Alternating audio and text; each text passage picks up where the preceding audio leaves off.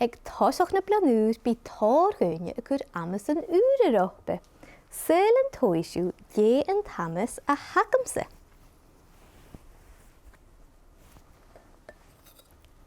Hau cearst, ha mír son barach, begrach is cógrach go dhéanú. Seald, ha belach son barach leorich in na lévig. Sinú héna bhelach.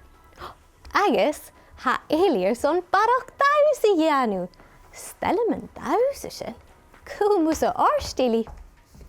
Ha dunochig a fiach in gúna vikiche teòclaid, ach syl cymmer a hadol ga.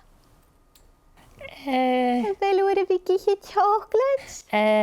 Wel... Ha rop teòclaid orst. Ha chodyrf sfyd halwm teòclaid. Siar go mwyd yn y nia. Gleiva.